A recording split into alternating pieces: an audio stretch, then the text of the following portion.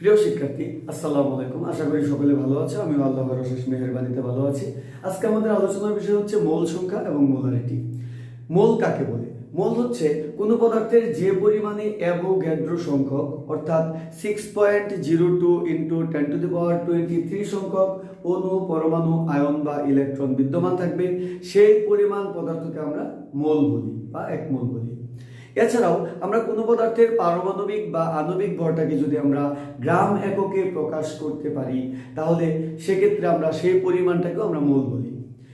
এই জন্য পরমাণু যদি আমরা চিন্তা করি, তাহলে পরমাণুর ক্ষেত্রে পারমাণবিক ভর সমান সমান হচ্ছে 1 মোল, এবং আমরা যদি অণুর কথা বলি তাহলে তার আণবিক ভর সমান সমান হচ্ছে 1 মোল। যেমন আমরা যদি লিখতে চাই যে 1 মোল পরমাণু অক্সিজেন সমান সমান 16 গ্রাম অক্সিজেন। এটার মানে হচ্ছে অক্সিজেন অণু হিসাবেও থাকতে পারে, আবার কি পরমাণু হিসাবেও থাকতে পারে। আমরা যদি 1 মোল পরমাণু অক্সিজেন লিখি, এটার মানে হচ্ছে 16 গ্রাম অক্সিজেন, অর্থাৎ অক্সিজেনের পারমাণবিক ভর ছিল 16। এটাকে আমরা গ্রাম এককে যখন প্রকাশ করছি তখন তাকে আমরা 1 মোল বলছি। 1 মোল পরমাণু অক্সিজেন ইকুয়াল 16 গ্রাম অক্সিজেন। আমি যদি একইভাবে 1 মোল পরমাণু নাইট্রোজেন বলি, তাহলে নাইট্রোজেনের আপেক্ষিক পারমাণবিক ভর হচ্ছে 14। আমরা এটাকে যদি 14 গ্রাম লিখি, তাহলে এটা হবে 1 মোল পরমাণু নাইট্রোজেন সমান সমান 14 গ্রাম নাইট্রোজেন। আমরা যদি অণুর কথা চিন্তা করি, আমি যদি লিখি 1 মোল অণু অক্সিজেন, আমি যদি লিখি 1 মোল অণু অক্সিজেন, তাহলে আমাকে লিখতে হবে এখানে O2 আসবে, কারণ অণু অক্সিজেনের অণুটা হচ্ছে O2। তাহলে 16 দোকানে 32, 16 ইন্টু 2 ইকুয়াল 32 গ্রাম অক্সিজেন। অর্থাৎ কোনো একটা পদার্থের পারমাণবিক ভরকে যদি আমরা গ্রাম এককে প্রকাশ করি, তাহলে আমরা যে পরিমাণটা পাই সেটা হচ্ছে আমার তার 1 মোল পরমাণু। আবার আণবিক ভরটাকে যদি আমরা গ্রাম এককে প্রকাশ করি, তাহলে যে পরিমাণটা পাই সেটা হচ্ছে আমার 1 মোল অণু। তবে যে সকল পদার্থ পরমাণু হিসাবেও থাকতে পারে, আবার অণু হিসাবেও অবস্থান করতে পারে, তাদের ক্ষেত্রে অণু নাকি পরমাণু বিষয়টা উল্লেখ করে দিতে হবে। যেরকম আমি অক্সিজেন যখন পরমাণুর কথা বলছি, যখন পরমাণু শব্দটা উল্লেখ করছি, তখন সেখানে ভর আসছে 16 গ্রাম অক্সিজেন। আর যখন অণুর কথা বলছি তখন আসছে 32 গ্রাম অক্সিজেন। আমি যদি এখানে লিখি 1 মোল অণু নাইট্রোজেন, তাহলে আসবে N2 মানে 14 ইন্টু 2 ইকুয়াল 28 গ্রাম নাইট্রোজেন। আবার আমি যদি লিখি 1 মোল সালফিউরিক অ্যাসিড, 1 মোল অণু সালফিউরিক অ্যাসিড, তাহলে এটার ভর আসবে 98 গ্রাম সালফিউরিক অ্যাসিড। আমি ভরটা একটু দেখাই দিতেছি। H2SO4 এটা হচ্ছে হাইড্রোজেনের 1 ইন্টু 2 যোগ সালফারের 32 যোগ 16 ইন্টু 4, তাই এখানে যোগ করলে আসবে 98 গ্রাম H2SO4। অর্থাৎ সালফিউরিক অ্যাসিডের আণবিক ভর ছিল কত? 98। আর এটাকে যখন আমরা গ্রাম এককে প্রকাশ করছি তখন এটার মান আসছে 98 গ্রাম। আর যখন আমরা সালফিউরিক অ্যাসিডের আণবিক ভর 98 গ্রাম লিখেছি, এটার মানে হচ্ছে 1 মোল সালফিউরিক অ্যাসিড সমান সমান 98 গ্রাম সালফিউরিক অ্যাসিড। এরকম আরো আমরা যদি লিখি 1 মোল, শর্টকাট একটু লিখি, 1 মোল H2O পানি সমান সমান 18 গ্রাম, 1 মোল মিথেন CH4 সমান সমান 16 গ্রাম, 1 মোল অ্যামোনিয়া সমান সমান NH3 সমান সমান 17 গ্রাম। আমরা যদি লিখি 1 মোল CO2 সমান সমান 44 গ্রাম। এখানে প্রশ্ন হতে পারে, স্যার আমরা তো এই জায়গায় অণু বা পরমাণু শব্দটা উল্লেখ করি নাই। আমরা একটু খেয়াল করলে দেখব যে অণু বা পরমাণু তাদের ক্ষেত্রে আমরা ব্যবহার করেছি যাদের আণবিক অবস্থা আছে, আবার কি পারমাণবিক অবস্থাও কি আছে। কিন্তু আমরা যদি চিন্তা করি কার্বন ডাই অক্সাইডের কথা, কার্বন ডাই অক্সাইডের কিন্তু আলাদা কোনো পরমাণু পাচ্ছি না, কারণ এটা একটা অণু। সেক্ষেত্রে আমরা 1 মোল কার্বন ডাই অক্সাইড মানে 44 গ্রাম কার্বন ডাই অক্সাইড, এটার মানেই হচ্ছে 1 মোল অণু কার্বন ডাই অক্সাইড মানে 44 গ্রাম কার্বন ডাই অক্সাইড। এই হচ্ছে আমাদের অণুর কথা, যে কোনো একটা পদার্থের পারমাণবিক বা আণবিক ভরটাকে যদি আমরা গ্রাম এককে প্রকাশ করি তাহলে যে পরিমাণটা আমরা পাবো সেটা হচ্ছে তার কি মোল।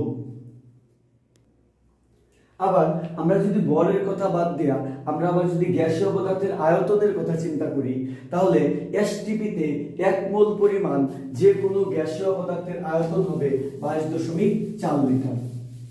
এসটিপিতে আমরা যদি একটু চিন্তা করি এখন হচ্ছে আমরা গ্যাসীয় পদার্থের আয়তনের কথা আমরা বলবো। এসটিপিতে 1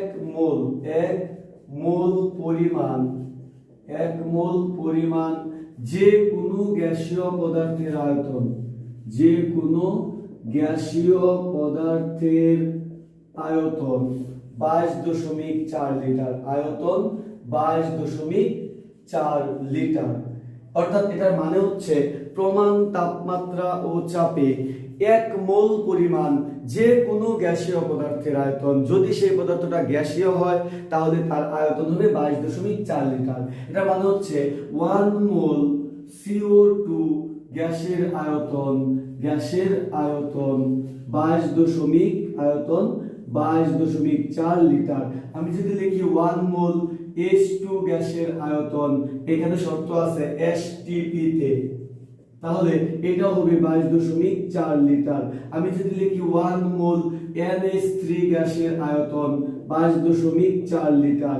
আমি যদি লিখি 1 মোল CH4 গ্যাসের আয়তন, এটা হবে 22.4 লিটার। এটার মানেটা হচ্ছে যে কোনো গ্যাসীয় পদার্থ যদি আমরা নেই সেক্ষেত্রে গ্যাসীয় পদার্থ যদি হয়ে থাকে আমরা কাকে নিচ্ছি তার ভর কত সেটা আমার দেখার বিষয় না। আমার প্রশ্ন হচ্ছে 1 মোল পরিমাণ যে কোনো গ্যাসীয় পদার্থ যদি হয় তাহলে তার দখলকৃত আয়তন হচ্ছে 22.4 লিটার। আবার যদি আমরা SATP এর কথা বলি, standard ambient temperature and pressure, কক্ষ তাপমাত্রা ও চাপের কথা যদি চিন্তা করি তাহলে 1 মোল যে কোনো গ্যাসীয় পদার্থের আয়তন, 1 মোল যে কোনো গ্যাসীয় পদার্থের আয়তন কত আসবে? আয়তন হবে 24.8 লিটার। মানে আমরা স্বাভাবিকভাবে আমরা একটা বিষয় জানি ফিজিক্সের ক্ষেত্রে যে তাপমাত্রা বাড়লে আমাদের তাপ দিলে তাপমাত্রা বাড়ে, আর তাপমাত্রা বাড়লে পদার্থের আয়তনও বাড়ে। এসটিপিতে তাপমাত্রা ছিল প্রমাণ তাপমাত্রা মানে 0 ডিগ্রি সেলসিয়াস, আর এসএটিপিতে তাপমাত্রাটা হচ্ছে 25 ডিগ্রি সেলসিয়াস, এটা হচ্ছে 25 ডিগ্রি সেলসিয়াস। এক্ষেত্রে আমরা এসটিপিতে 1 মোল পদার্থের আয়তন যেখানে 22.4 লিটার হয়, এসএটিপিতে 1 মোল পদার্থের আয়তন সেখানে 24.8 লিটার হয়।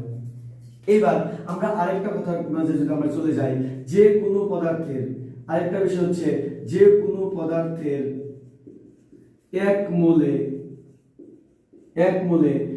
নাম্বার অফ অ্যাভোগাড্রো সংখ্যক, আমি এখানে শর্টকাটে লিখলাম NA মানে নাম্বার অফ অ্যাভোগাড্রো সংখ্যক, অণু যদি কথা বলে অণু, পরমাণুর কথা বললে পরমাণু, আয়ন বললে আয়ন, ইলেকট্রন বলে কি ইলেকট্রন বিদ্যমান থাকে। যে কোনো পদার্থের 1 মোলে নাম্বার অফ অ্যাভোগাড্রো সংখ্যক অণু, পরমাণু, আয়ন বা ইলেকট্রন বিদ্যমান থাকে। এখন আমাদের প্রশ্ন আসতেই পারে নাম্বার অফ অ্যাভোগাড্রো মানেটা কি? অ্যাভোগাড্রো সংখ্যা, নাম্বার অফ অ্যাভোগাড্রো হচ্ছে অ্যাভোগাড্রো সংখ্যা 6.023 দিলেও হয় না দিলেও তেমন কোনো সমস্যা নাই, ইনটু 10⁻23। এই সংখ্যাটাকে আমরা নাম্বার অফ অ্যাভোগাড্রো সংখ্যা বলি। এবং এই এত সংখ্যক অণু বললে অণু থাকবে 1 মোলের মাঝে, পরমাণু বললে এত সংখ্যক পরমাণু থাকবে, আয়ন বললে এত সংখ্যক আয়ন থাকবে, ইলেকট্রন বললে এত সংখ্যক ইলেকট্রন থাকবে। অন্য যে কোনো কণা বলবে 1 মোল কথা যদি উল্লেখ থাকে তাহলে এতটি থাকে। এখানে আমরা খুব সহজভাবে এখন বিষয়টা বিস্তারিতভাবে বুঝতে পারবো। কিভাবে? আমরা যদি চিন্তা করি 1 মোল পদার্থের মাঝে অণুর সংখ্যা থাকে অ্যাভোগাড্রো সংখ্যক 6.02 ইনটু 10⁻23 সংখ্যক অণু থাকে। যদি পরমাণুর কথা বলে 1 মোলে তাহলে এতগুলা পরমাণু থাকে।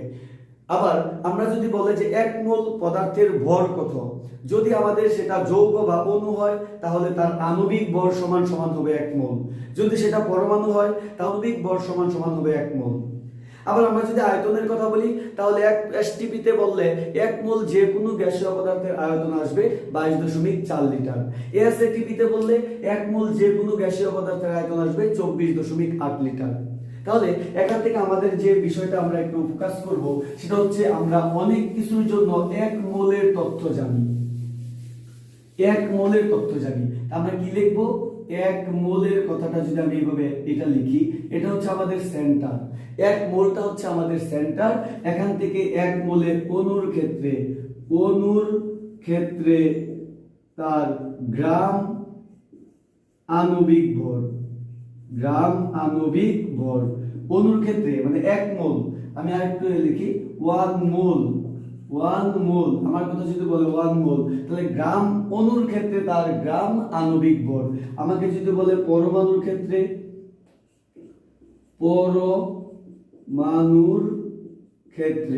পরমাণুর ক্ষেত্রে এক মোল সমান হচ্ছে গ্রাম পারমাণবিক ভর, ভর। অর্থাৎ এক মোল অণুর ক্ষেত্রে গ্রাম আণবিক ভর, এক মোল পরমাণুর ক্ষেত্রে গ্রাম পারমাণবিক ভর। এই এসটিপিতে আয়তন কত? 22.4 লিটার, 22.4 লিটার। আবার এখানে যদি আমরা বলি এসএটিপিতে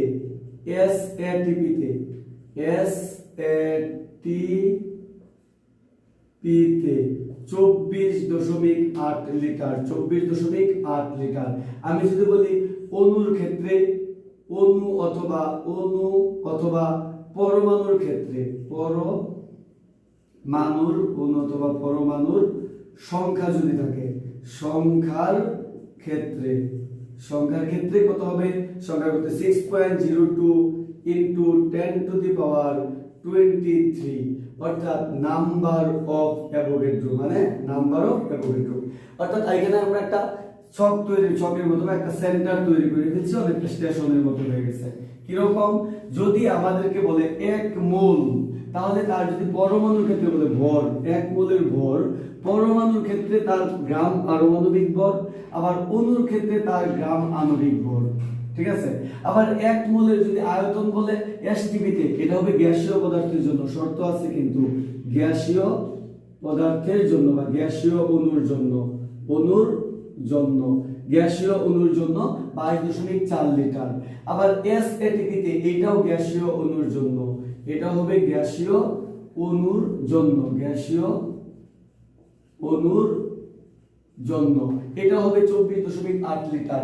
আবার আমাকে যদি বলে অণু পরমাণুর সংখ্যার ক্ষেত্রে, তাহলে হবে 6.02 into 10 to the power 23।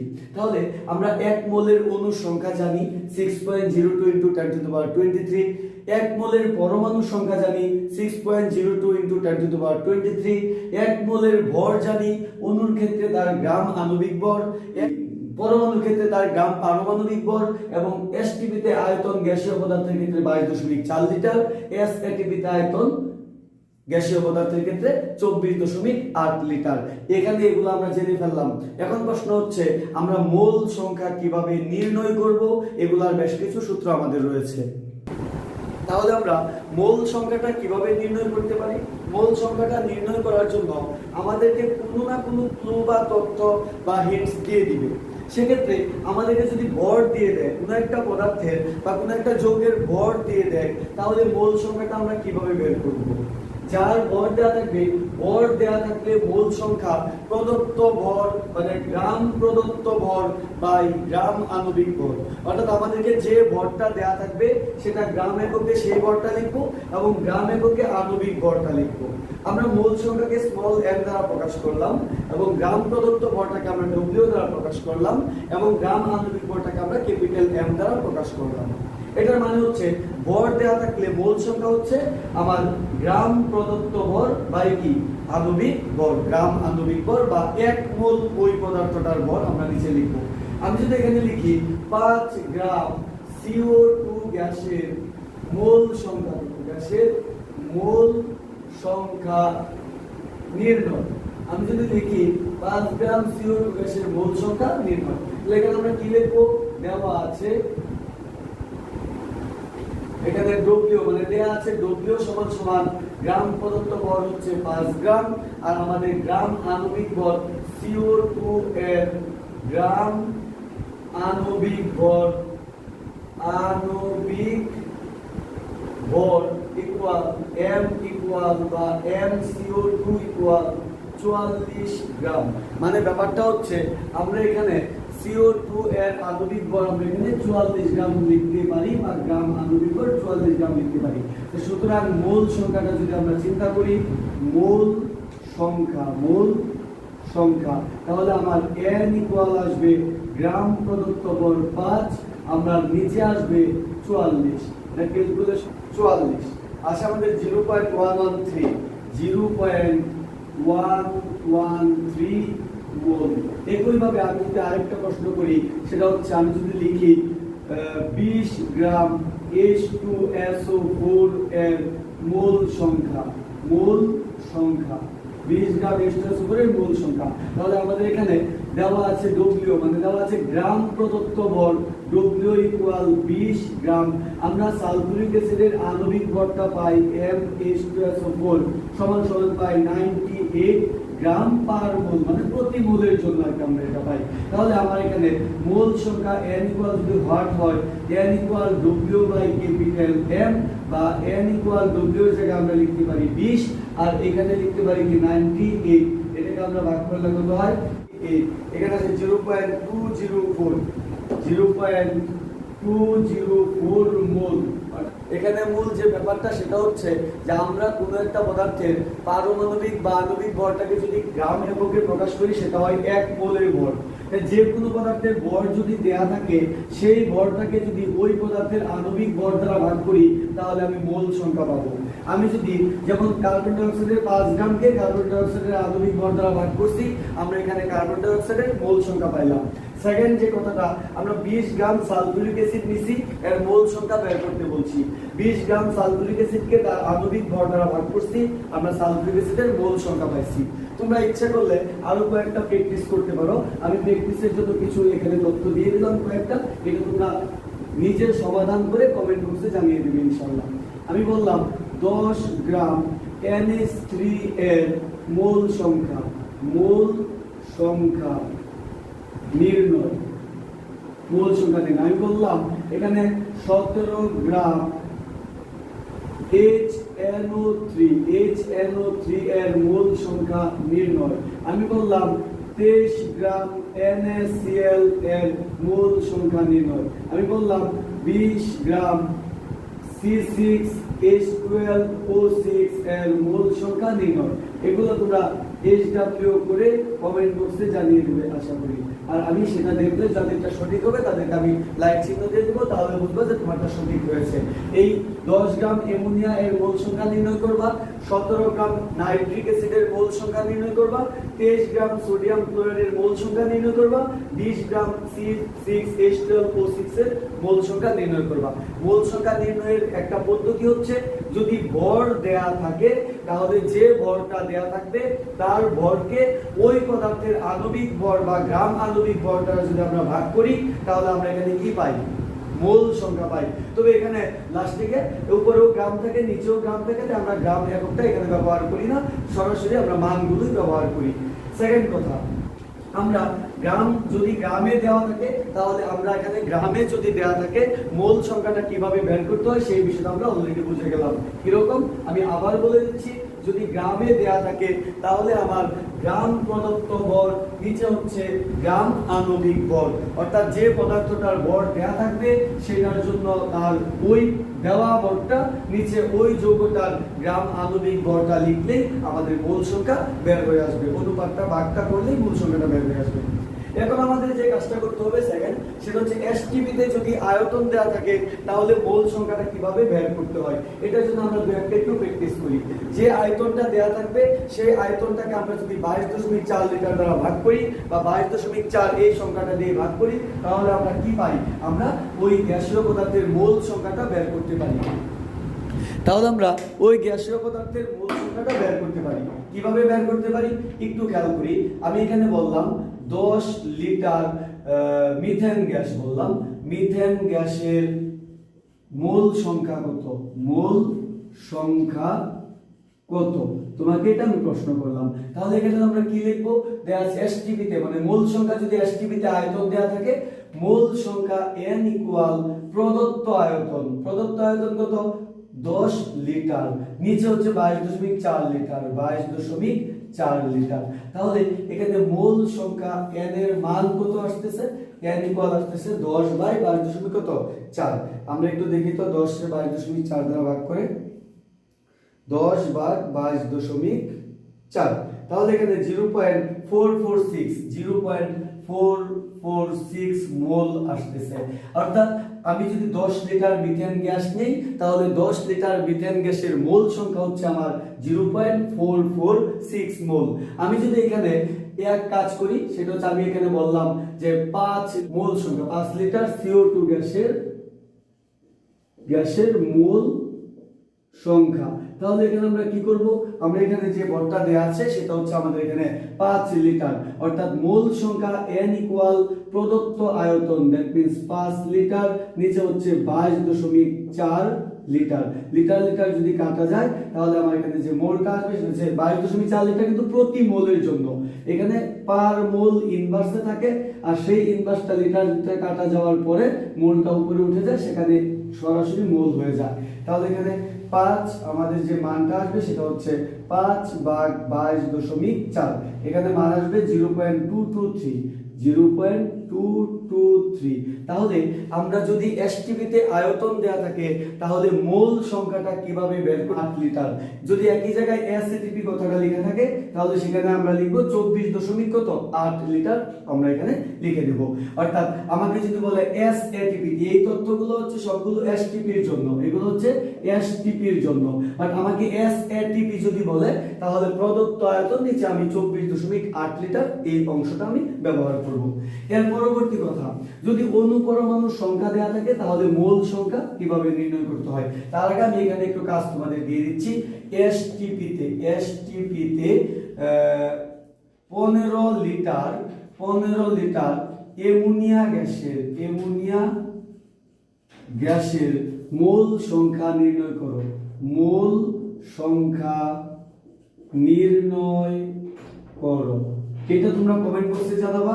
আবার আরেকটা জিনিস দিচ্ছি, এসএটিপি তে 8 লিটার কি গ্যাস দেব, 8 লিটার, এখানে আমি SO3 গ্যাসের মোল সংখ্যা নির্ণয় করো। এই দুটা তোমরা কমেন্ট বক্সে জানিয়ে দিবা।